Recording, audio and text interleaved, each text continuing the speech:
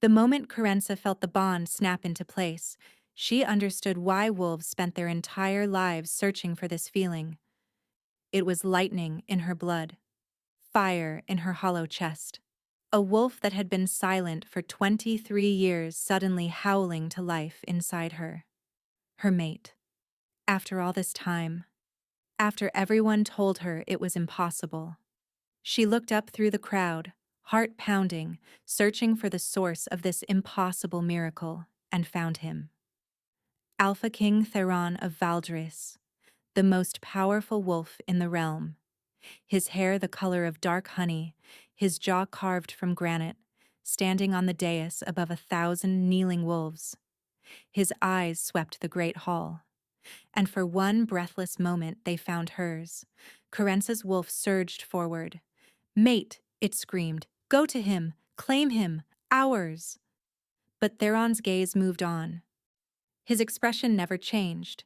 He walked down from the dais, past noblewomen and princesses, past warriors and healers, past her. He stopped in front of a silver-haired beauty in the front row, Lady Lysara of the Northern Territories.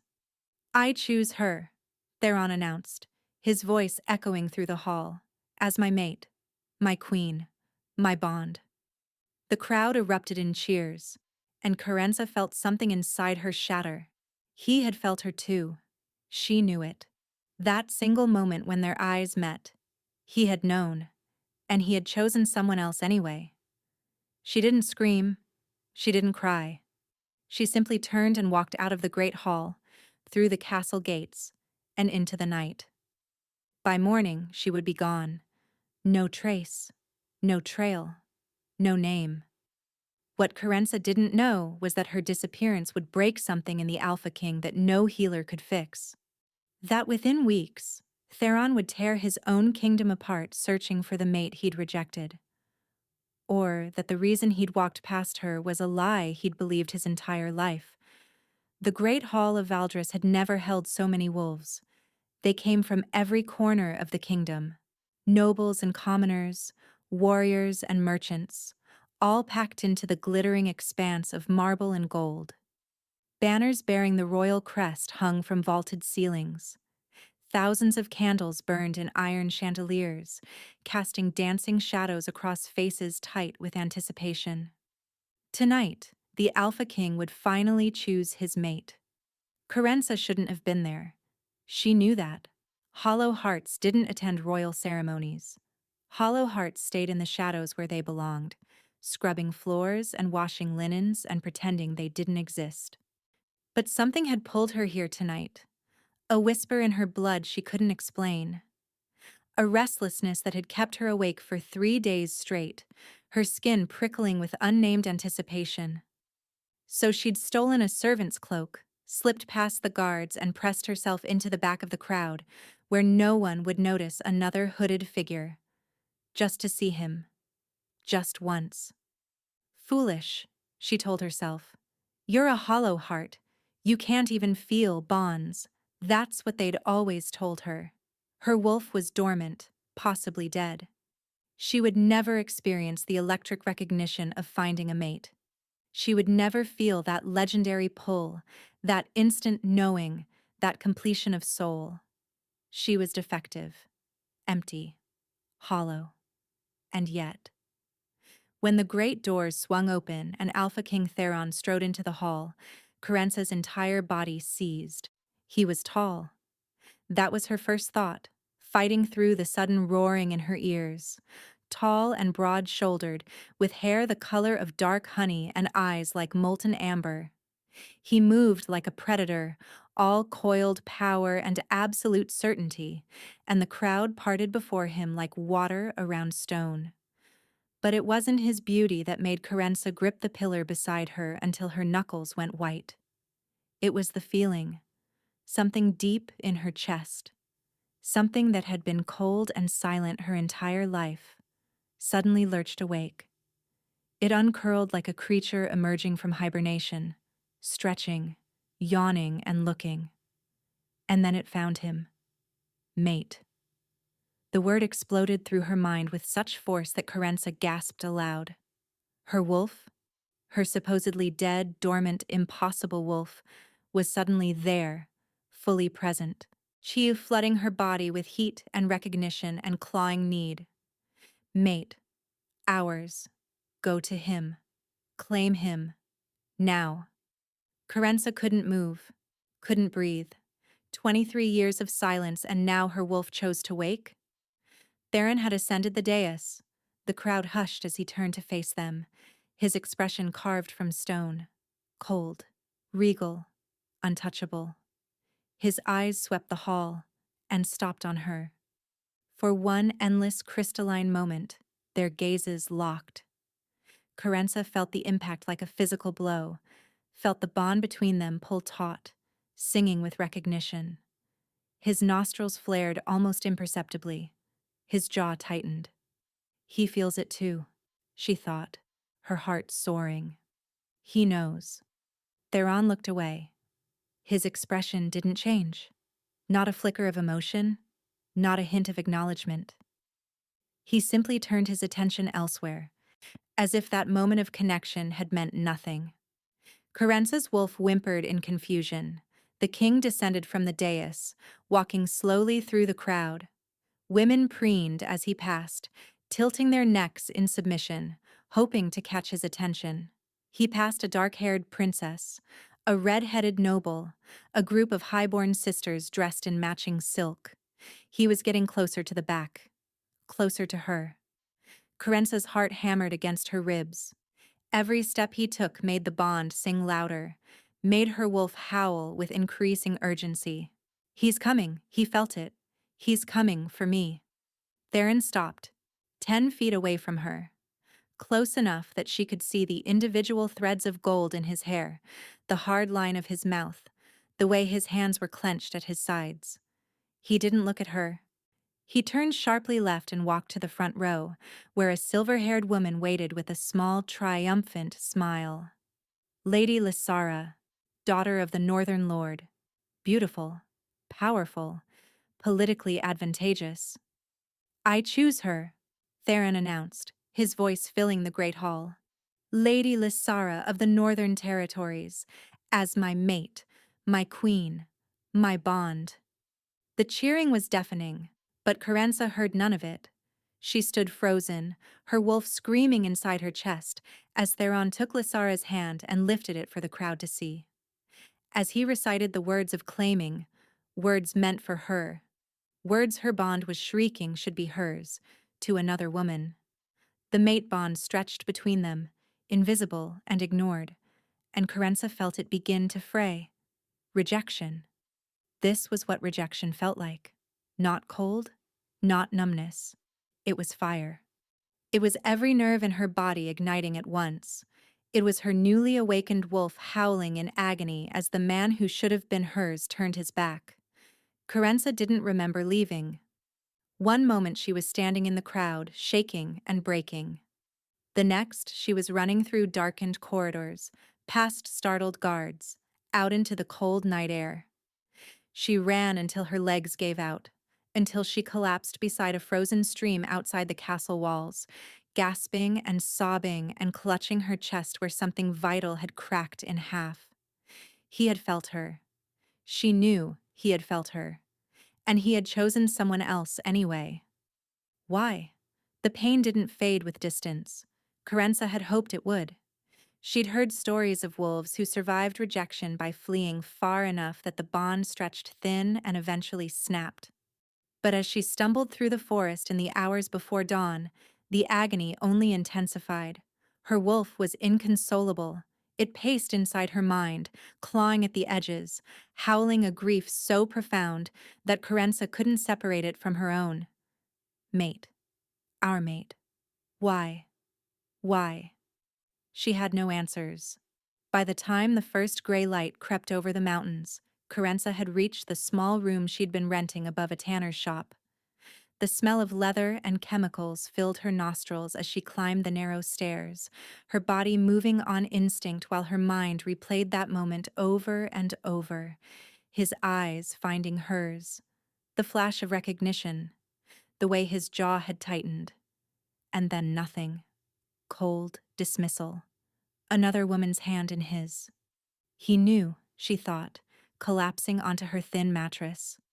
He felt the bond and rejected it anyway. That was worse, somehow, than if he hadn't felt it at all. If her hollow heart had remained hollow, she could have told herself it was never meant to be.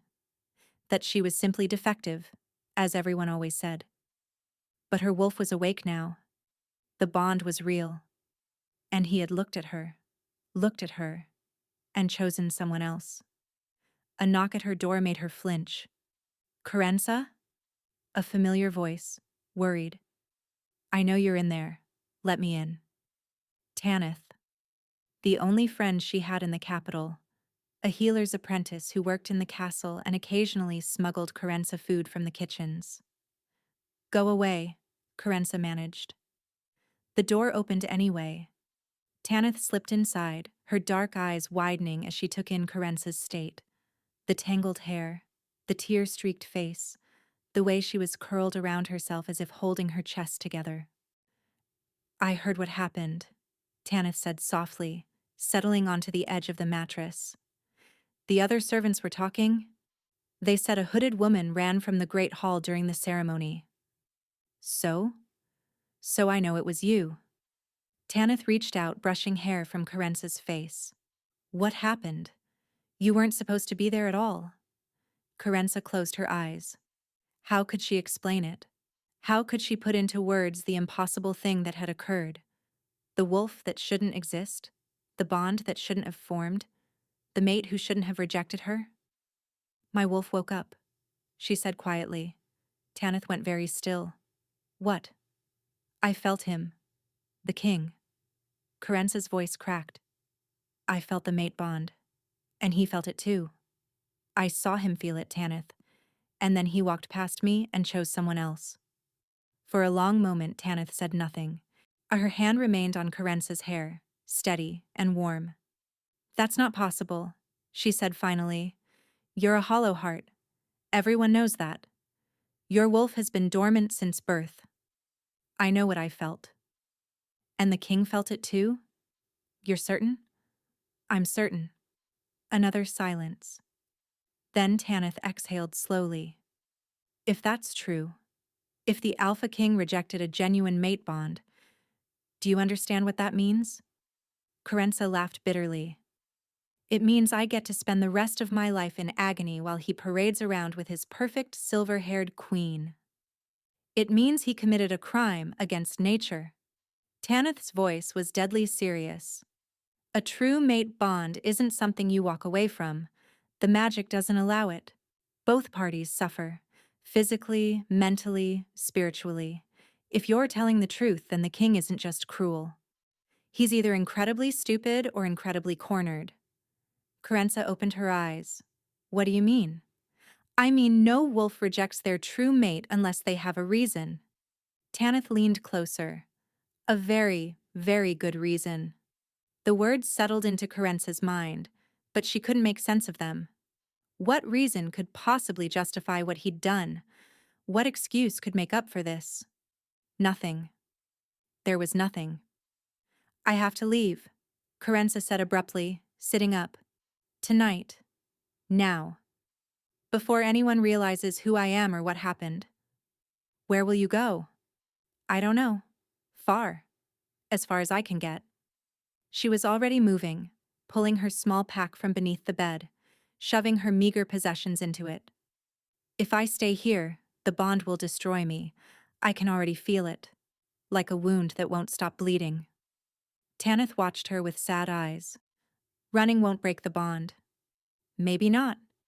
But at least I won't have to watch him with her." She couldn't.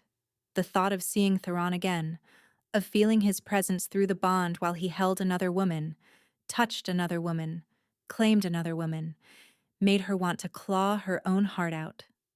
Tanith rose. "I have a cousin in the eastern provinces, a small village called Ashgrove. It's 3 weeks' travel, but she could shelter you. No one there would know you." "Thank you." Corenza gripped her friend's hands. "For everything." "You're sure about this?" Was she sure? Carenza looked around the tiny room that had been her home for 2 years. The narrow bed, the cracked window, the single candle on the wobbly table. She'd come to the capital hoping to build a new life where no one knew she was a hollow heart, a throwaway, a mistake. And the family who'd raised her, distant relatives, paid to keep her, had made it clear she was a burden. A mouth to feed with no wolf to contribute. They'd been relieved when she left. Now she had to start over again. Because of him. "I'm sure," she said. She was gone before the sun cleared the mountains. Behind her, in the castle on the hill, a king stood at his window watching the dawn. His hands were pressed against the cold glass. His chest ached with a pain he didn't understand. And somewhere deep inside him, a wolf howled for something he had just lost forever. 3 weeks later, Theron realized something was wrong. Not with the kingdom, though the nobles were already muttering about his sudden coldness, his distraction, the way his temper had shortened to a knife's edge.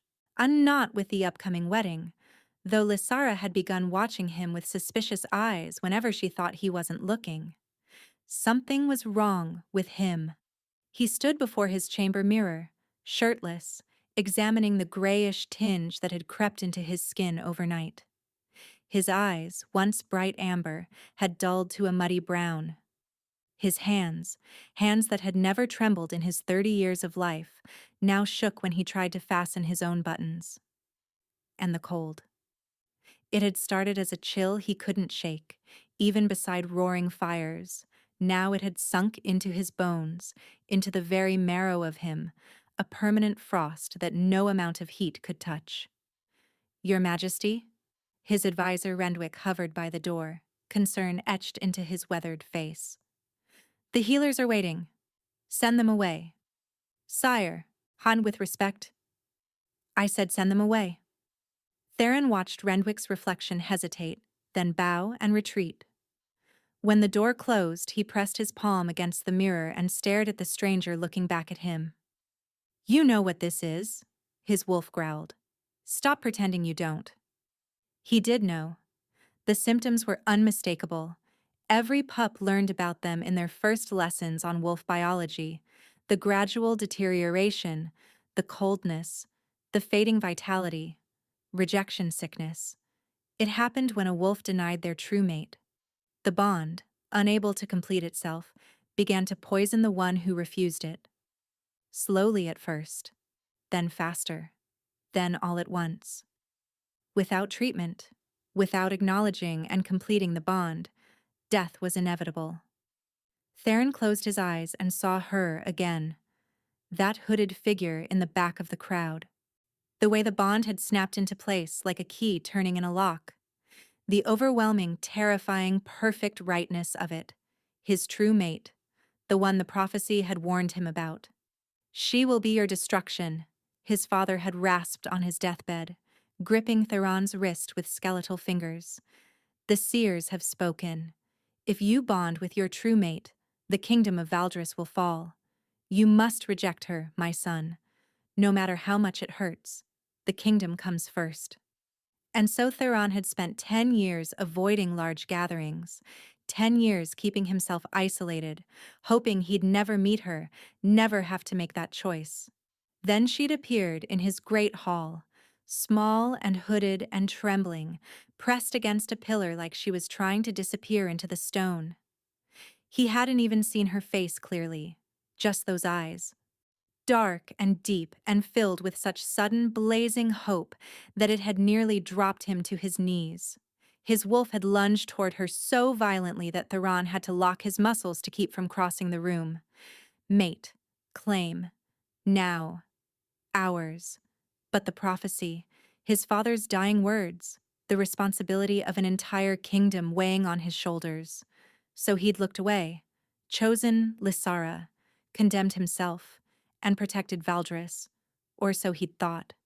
"The woman," he said aloud to the empty room. "Find out who she was." But that was the problem. He'd sent his guards searching the moment Lysara fell asleep that night.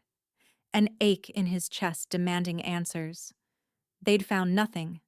No hooded woman in the crowd. No servant matching that description. No record of anyone entering or leaving through the gates at that hour. She'd vanished like smoke. Impossible, Theron muttered, turning from the mirror.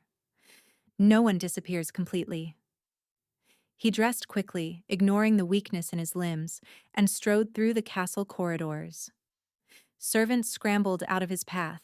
Guards snapped to attention. Everyone saw the king, but no one saw the man crumbling behind the mask. He found Lysara in the solar, embroidering something delicate and useless. "My lord," she said, rising gracefully. "You look unwell." "I'm fine." "You don't look fine." "Perhaps?" I said I'm fine. He hadn't meant to snap, but lately his temper was a wild thing, barely leashed, prowling beneath his skin alongside a wolf that refused to accept Lysara as its mate. Because she wasn't. The bond between them was hollow, performative, a political agreement dressed up as destiny.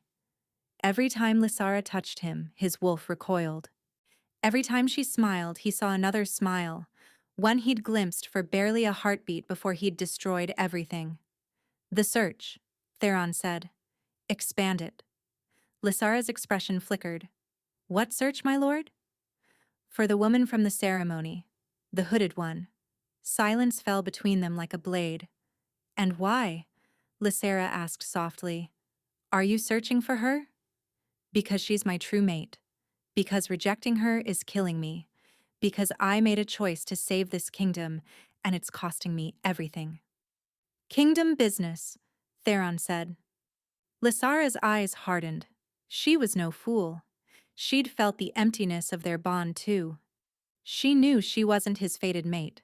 She'd accepted the arrangement anyway because being queen was better than being nothing. But she wouldn't tolerate competition. "Perhaps," Lysara said carefully.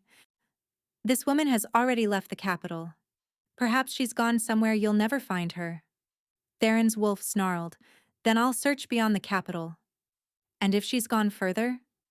"Then I'll search the entire kingdom."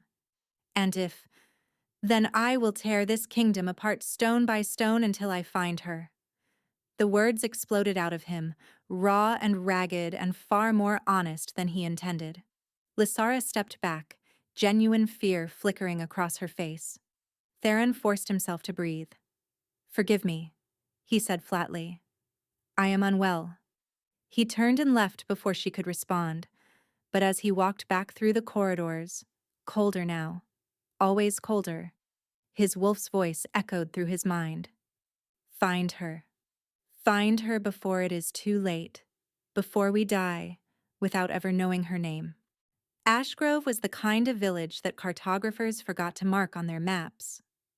Nestled in a valley between two nameless mountains, it consisted of perhaps 40 families, a single tavern, a mill, and a healer's cottage where Tanith's cousin Brielle lived alone with her herbs and her silence. It was perfect. Corenza had arrived hollow-eyed and shaking, barely able to stand. For the first week she'd done nothing but sleep, or try to. The bond kept her awake, pulsing with distant pain that wasn't entirely her own. Sometimes she felt flashes of emotion that didn't belong to her. Cold fury, frantic searching, and a loneliness so profound it made her weep. His emotions, bleeding through the bond he'd rejected. Good, she thought viciously. Let him suffer too. But as the weeks passed, and the bond's constant ache faded to something almost manageable, Brielle gave her work, grinding herbs, mixing poultices, delivering medicines to the villagers who lived too far from the cottage to fetch their own. The labor was simple and exhausting, and by the end of each day, Corenza was tired enough to sleep without dreaming. Almost. "You're stronger than you look," Brielle observed one morning, watching Corenza haul a basket of dried lavender across the cottage. The older woman had Tanith's dark eyes but none of her warmth. She spoke rarely and smiled less. "I've had practice surviving," Corenza replied. "The bond hasn't broken you yet." Corenza's hand stilled on the basket. "You know?" I'm a healer. I can see it in your aura. The stretched thread, the half-formed connection. Brielle's gaze was clinical, assessing. Most wolves don't survive rejection this long. Either they fade, or they go mad, or they crawl back to the one who hurt them. I won't crawl. No. Something like respect flickered across Brielle's weathered face. I don't think you will. 3 months passed. Carenza learned the names of every family in Ashgrove. She delivered a baby in the middle of a thunderstorm. She taught herself to read the old healing texts in Brielle's library, sounding out words in languages dead for centuries. She built a life. Small, quiet, hers. And she tried very, very hard not to think about him. But some nights, when the wind howled through the valley and the bond pulsed with distant agony, she couldn't help it. She lay awake and wondered if he ever thought of her, if he regretted what he'd done, and if he was suffering even a fraction of what she'd suffered. Far to the west, in the castle of Valdris, the Alpha King was dying. Theron no longer recognized his own reflection. The gray had spread from his skin to his hair, silver threads creeping through the dark honey until he looked decades older than his 30 years. His eyes had gone nearly colorless, pale, washed out, the amber completely consumed. And the cold. Gods, the cold. He wore 3 layers of wool even beside a roaring fire. His servants had stopped commenting on it. His advisors had stopped meeting his eyes. Everyone knew what was happening. No one dared say it aloud. The search has expanded to the outer provinces, Rendwick reported, his voice carefully neutral. We've questioned over 3,000 wolves in the past month alone. Not enough. Sire, I with respect. The kingdom is suffering. The resources required for a search of this magnitude. I don't care about resources. The people are asking questions. They want to know why their king is tearing the realm apart looking for a servant girl no one can identify. Theron's hand slammed against the table, cracking the wood. She is not a servant girl. She is my... He stopped. His mate. His true mate. The words caught in his throat like thorns. Rendwick waited, patient and unsurprised. Find her, Theron said quietly. Whatever it costs, whatever it takes. Find her before I die. Before this cold reaches my heart. Before I lose the chance to explain. He didn't finish the sentence. He didn't need to. Rendwick bowed and withdrew. Alone, Theron pressed his palm against his chest, feeling the sluggish beat of his heart. And it was slowing. Day by day, hour by hour, the rejection was killing him, just as the old texts promised it would. You chose this, his wolf snarled. You walked away from her. I had no choice. Lies. You believed a prophecy over the bond, over her. The argument was old now. Theron was tired of having it. He closed his eyes and reached for the bond, that thin, fraying thread that still connected him to her, wherever she was. For months, he'd been able to feel her pain, her anger, her grief. But lately the connection had grown weaker. Either she was healing, or she was dying too. Both possibilities terrified him. The breakthrough came on a frozen morning in the 4th month. A merchant passing through the eastern provinces mentioned stopping at a healer's cottage in some backwater village. The healer's assistant, he said, had been young, dark-haired, quiet. And her eyes. He'd never forget her eyes. Dark and deep, with a sadness in them that made a man want to look away. The merchant had thought nothing of it at the time, but the king's soldiers had been asking about a dark-haired, dark-eyed woman, offering gold for information. The merchant liked gold very much. Within hours, the information reached Rendwick. Within a day, it reached Theron. Ashgrove, the king read from the report, his voice barely a whisper. Eastern provinces, 3 weeks' travel. He looked up at Rendwick, and for the first time in months, something sparked in those faded eyes, hope. Prepare my horse, Theron commanded. We leave within the hour. Sire, In your condition, I'll make it. He had to. Because somewhere in a village called Ashgrove, at the woman who could save him or destroy him was waiting, whether she wanted to see him or not. Carenza felt him coming before she heard the hoofbeats. She was in the forest gathering witch hazel when the bond suddenly flared to life. No longer a dull ache, but a shrieking pulse, growing stronger with every heartbeat. Her wolf, subdued for months, surged awake with a howl that echoed through her skull. Mate. Close. Coming. No, she breathed, dropping her basket. No, no, no. She ran. Not toward the village. That was the first place they'd search. Instead, she plunged deeper into the forest, toward the caves Brielle had shown her during a foraging expedition weeks ago. Hidden. Defensible. Safe. Behind her, the bond pulled tighter. She could feel him now. Not just his presence, but his emotions. Longing, wild hope that made her stomach turn. How dare he feel hopeful? How dare he come here after what he'd done? The cave entrance appeared between two massive boulders. Carenza squeezed through the gap and pressed herself against the cold stone, heart pounding, barely breathing. Outside, the forest went silent. Then, footsteps. Heavy, uneven, accompanied by the sound of ragged breathing. I know you're here. His voice. That voice that had haunted her dreams for 4 months, declaring another woman his mate, his queen, his bond. I can feel you, Theron continued, and there was something wrong with his voice. A weakness, a tremor. Please, I need to explain. Carenza pressed her hand over her mouth to keep from crying out. Go away, she thought savagely. Go back to your silver-haired queen and leave me alone. I'm dying, Carenza. She went still. He knew her name. Somehow, he'd learned her name. And dying? The rejection, Theron said, and now she could hear the raw pain beneath the words. It's killing me. I have weeks left. Maybe days. The healers can't help. Nothing can help except me? Carenza's voice exploded from her before she could stop it. You reject me in front of 1,000 wolves, choose another woman as your queen, and now you come crawling here because you're dying? Silence. Then quietly, yes. The honesty of it stunned her. I'm not asking for forgiveness, Theron said. I don't deserve it.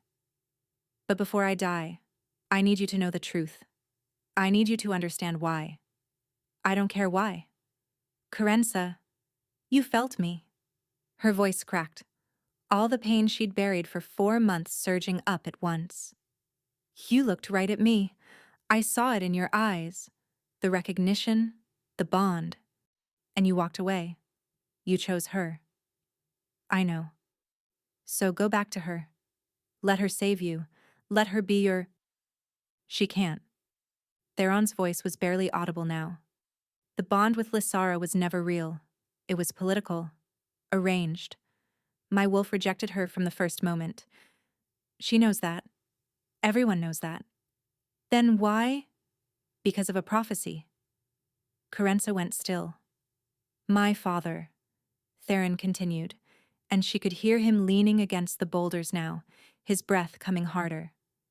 On his deathbed, he told me what the seers had seen, that my true mate would be my destruction, that if I bonded with her, with you, the kingdom of Valdris would fall. The words hung in the air between them. So you rejected me, Carenza said slowly, to save your kingdom. I thought I was making the noble choice, the kingly choice. A bitter laugh. Instead, I'm dying anyway, and the kingdom is suffering from my distraction, and I've destroyed the one person who... His voice cut off abruptly. Carenza heard a heavy thud. Silence. Theron? Nothing. Against every instinct howling at her to stay hidden, Carenza squeezed back through the gap and emerged into the forest. He was on the ground, The Alpha King of Valdris lay crumpled at the base of a snow-covered tree, his skin gray, his lips blue, his chest rising and falling in shallow, uneven gasps. Up close, she could see what the rejection had done to him. The silver in his hair, the hollowness of his cheeks, the way he looked like a man being slowly frozen from the inside out. Her wolf whined in distress. Mate. Dying. Save him. Save him. No, Carenza said quietly, stepping back. He did this to himself. But she couldn't look away. I couldn't stop seeing the way his hand reached toward her even in unconsciousness, his fingers grasping at empty air. She should leave him here. Let the cold take him. Let him die the way he'd let their bond die. She should. She didn't. Cursing herself in every language she knew, Carenza gripped Theron's arm and began dragging him toward the village. Brielle took one look at the unconscious king and began issuing orders. The back room. More blankets. Heat water. As hot as you can get it. I know who he is. Brielle's voice was sharp. And I know what's killing him. But he's still a patient in my cottage. And I don't let patients die. Together they hauled Theron onto the narrow bed in the back room. Carenza's hands shook as she piled blankets over him, as she pressed heated stones wrapped in cloth against his chest. He was so cold, colder than the winter air outside, colder than anything living should be. His heart is slowing, Brielle said, her fingers on his pulse. The rejection sickness is in its final stage, without intervention. What kind of intervention? Brielle looked at her steadily. You know what kind. The bond. The claiming. The bite that would seal them together forever. No. Carenza stepped back. I won't. Then he dies. Let him. But even as she said it, her wolf howled in protest. Her body ached to move closer, to touch him, to complete what should have been completed 4 months ago. You don't mean that, Brielle said quietly. He rejected me. In front of everyone. He chose someone else. He chose wrong. And now he's paying for it. That's not my problem. It is if you want to survive. Brielle's voice turned clinical. The rejection is killing him faster, but it's killing you too. The bond won't break until one of you dies. And if he dies first, the backlash. I know about the backlash. She did. Every wolf learned about it. When a mate bond was severed by death, the surviving partner felt it like a piece of their soul being ripped away. Many didn't survive. Those who did were never the same. So you have a choice, Brielle said. Save him and complete the bond, or let him die and risk dying yourself. Some choice. It's the only one you have. Brielle gathered her supplies and left the room, closing the door behind her with a soft click. Carenza stood rooted, staring at the dying king in the narrow bed. He looked smaller like this, diminished. The arrogance she'd seen in the great hall was gone, but replaced by something raw and broken and achingly vulnerable. His eyes opened. Gray now, she realized. No longer amber. The cold had taken even that. Carenza, he breathed. Don't. She held up a hand. Don't say my name like that. Like what? Like it means something. It means everything. He tried to sit up, failed, fell back against the pillows. You're everything. I knew it the moment I saw you. My wolf. It's never wanted anything the way it wanted you. And yet, you walked away. I thought I was saving my kingdom. From me? Carenza laughed bitterly. I'm a hollow heart, a nobody. I spent my entire life being told I was defective, worthless, and incapable of even feeling a bond. And then the one time my wolf finally woke up. Her voice broke. He chose someone else anyway. Theron's expression shattered. Carenza, please. Do you know what that did to me? She was crying now, tears streaming down her face. I thought there was something wrong with me my whole life. And then I felt you. I felt the bond, and for one moment I thought maybe I wasn't broken after all. You're not broken. Then why wasn't I enough? The question hung between them like a blade. Theron closed his eyes. When he opened them again, they were bright with tears she hadn't expected. You were enough, he said hoarsely. You were more than enough. I was the broken one, believing a prophecy over my own bond, trusting dead seers over my living mate. The prophecy said I would destroy your kingdom. The prophecy was wrong. Or I misunderstood it, or... He shook his head weakly. I don't know. I don't care anymore. All I know is that I've spent 4 months searching for you. 4 months watching my kingdom fall apart while I fell apart with it. And now I'm here, dying at your feet. And all I want... He stopped. What? Corenza breathed. All I want is for you to know the truth. His voice was fading now. You were never my destruction. You were my salvation. And I was too afraid to let you save me. His eyes closed. His chest went still. And Corenza screamed. No. No, no, no. Corenza's hands found Theron's chest, pressing down, feeling for a heartbeat that wasn't there. His skin was ice beneath her palms. His lips had gone from blue to white. He wasn't breathing. Brielle! She cried out. But even as the healer's footsteps pounded toward the room, something inside Corenza snapped. Her wolf, crazed with grief, refusing to accept the death of its mate, seized control completely. It shoved Corenza's consciousness aside and took over her body with a force that left no room for resistance. Before she understood what was happening, her teeth had found Theron's throat. She bit down. The bond exploded. Light and fire and something primal roared through her veins, connecting her to him in a way that went beyond flesh, beyond blood, beyond anything she could name. She felt his wolf. Weak, dying, but still there. Reach for hers with desperate relief. Mate. Finally. Ours. Corenza jerked back, gasping, her mouth tasting of copper. The claiming mark bloomed on Theron's throat, red and raw and unmistakable. What had she done? Beneath her hands, Theron's chest heaved, his eyes flew open, and for the first time in months, she saw amber flickering beneath the gray. Corenza, he breathed. I didn't... She scrambled backward, horrified at herself. I didn't mean to. My wolf just... You saved me. I made a mistake. You saved me, he repeated, and there was wonder in his voice now, wonder and something painfully close to hope. You claimed me. Partially. Brielle stood in the doorway, her expression unreadable.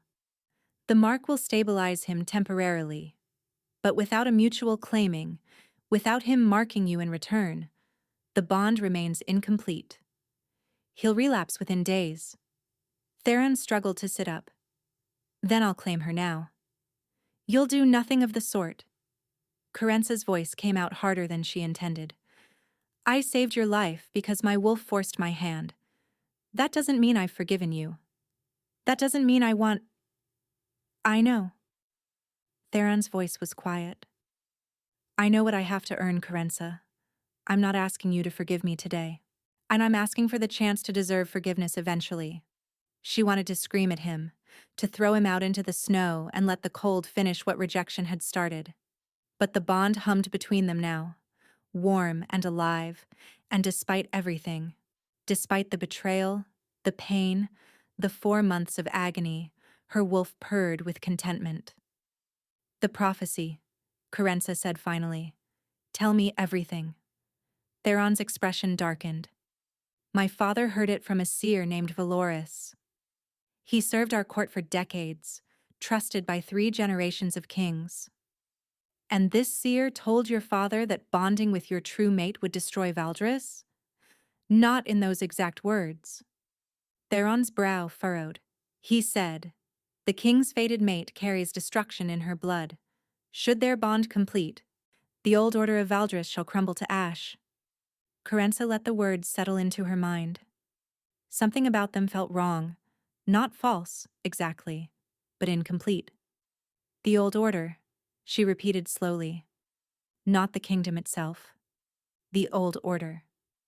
Theron stared at her. What?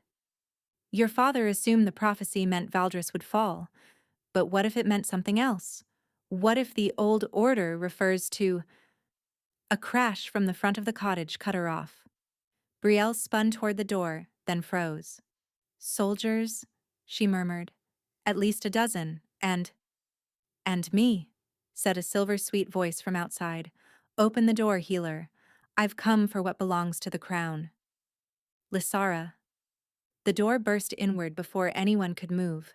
Soldiers flooded the small cottage, their armor gleaming in the firelight, their swords already drawn. Behind them, where wrapped in white fur and wearing a smile like a knife's edge, came Lady Lysara of the Northern Territories. Her eyes found Theron first, then the claiming mark on his throat. The smile vanished. You claimed her? Lysara's voice rose to a shriek. You dying fool! You've ruined everything! Theron stepped in front of Corenza, swaying but determined. Lysara, this doesn't concern you. Our arrangement was political. You knew. I knew you were supposed to die. Lysara's composure cracked completely, revealing something ugly beneath. That was the entire point. The prophecy, your father's fear, your noble self-sacrifice. It was all designed to end with you dead and the Northern Territories claiming the throne. Corenza's blood went cold. You manufactured the prophecy? Lysara laughed, a bitter, vicious sound. My father did, actually. Lord Lysander paid the seer Valoris 30 years ago to speak those words to the old king, to ensure that when the crown prince found his true mate, he would reject her. And rejection always ends in death. You wanted Valdris, Theron said slowly, horror dawning in his voice. Your family has been planning this for decades. 3 generations of planning. Lysara's eyes glittered with fury. And you almost followed the script perfectly. You rejected your mate. You started dying. You would have been dead within the month, and I would have been crowned as your grieving queen. She stepped closer, and Corenza saw the madness lurking beneath the beauty. But then you had to search for her, had to find her, had to let her save you. Lysara spat at Corenza's feet. A hollow heart from nowhere, in destroying everything my family built. Hollow heart, Corenza said quietly. How do you know that word? Lysara's smile returned, thin and cruel. Because my family created it. Your mother was one of ours, a northern woman who served in the Valdris court. When she conceived you with one of the king's guards, my father saw an opportunity. A child with potential ties to the royal household. So he had a witch suppress your wolf while you were still in the womb. Made you seem defective. Worthless. Then he had you placed with a family far from the capital. Distant enough that no one would connect you to the court. Close enough that fate might still bring you to Theron one day. The world tilted beneath Corenza's feet. You're lying. Am I? Lysara tilted her head. Tell me, Hollowheart, when did your wolf finally wake? On the moment you saw your true mate, yes? The suppression spell was designed to break only then. My father wanted to ensure that if you ever did find the king, you'd seem like a sudden miracle. A mysterious, hood-wearing nobody emerging from the crowd. So that Theron would reject her, Brielle said quietly from behind them. Because who would believe a hollow heart could be a king's true mate? Exactly. Lysara's voice dripped with satisfaction. The perfect victim. Rejected publicly, destroyed privately, and dead before anyone asked questions. Corenza couldn't breathe. Her entire life, the abandonment, the mockery, the hollow heart label that had defined her existence, had been manufactured. A political scheme spanning decades, and she had almost died for it. Enough history. Lysara waved a hand. Kill them both. Make it look like bandits.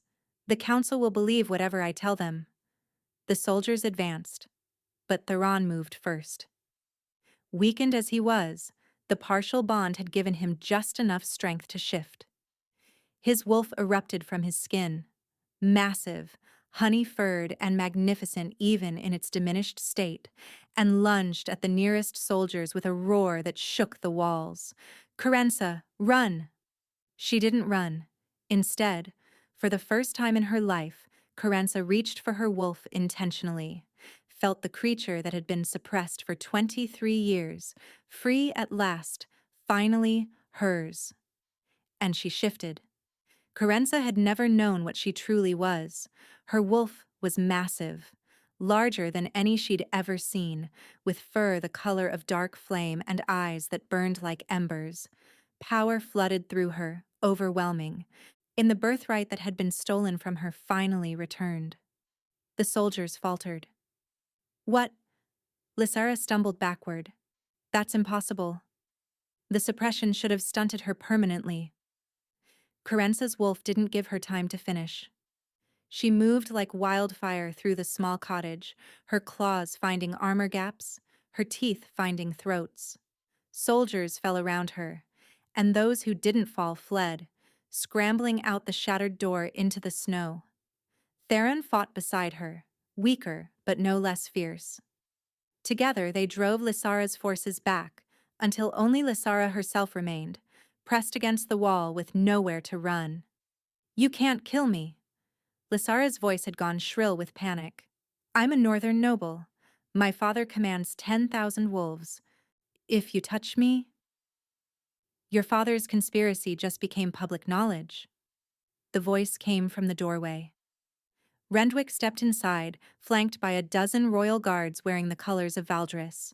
His weathered face was grim as he surveyed the destruction. "We intercepted messages between Lord Lysander and the remaining members of the conspiracy," Rendwick continued. "The council has already issued orders for their arrest. Your father's forces are surrounded." Lysara's face went white. "You... how..." "The king ordered me to investigate," Rendwick said simply. "I simply took my time reporting what I found until the evidence was complete." He looked at Theron, at the claiming mark on his throat, at the massive flame-colored wolf standing at his side, and something like peace settled over his features.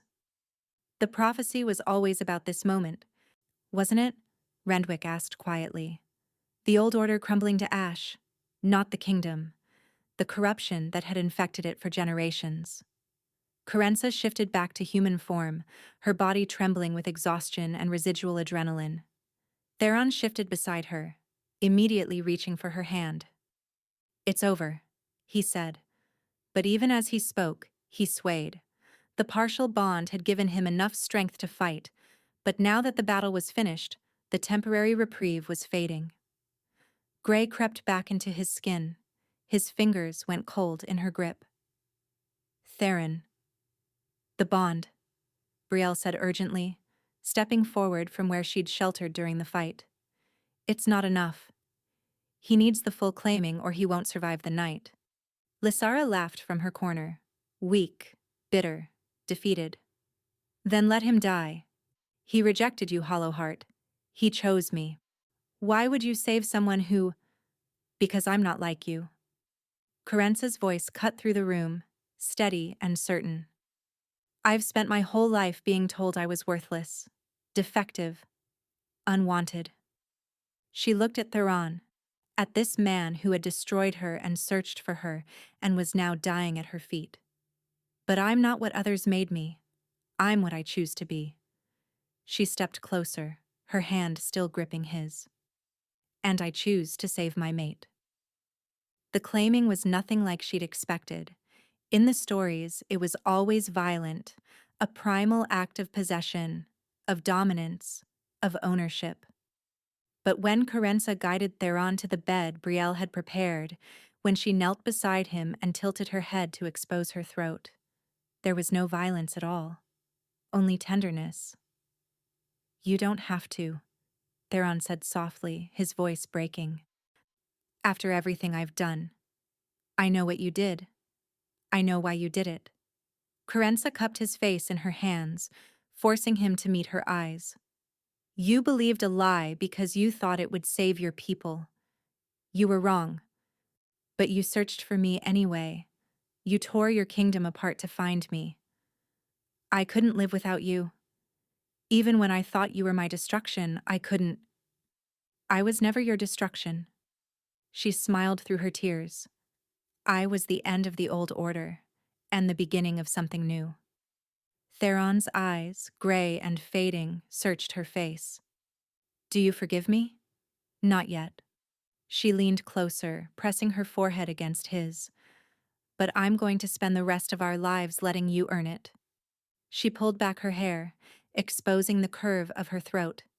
Claim me. Theron's wolf surged forward, weak but fierce.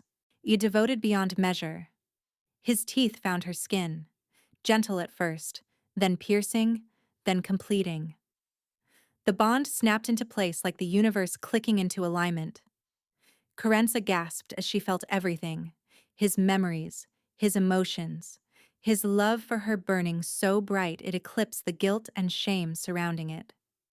She felt him feel her in return, the years of loneliness, the pain of rejection, the stubborn hope that had refused to die even when she wanted it to.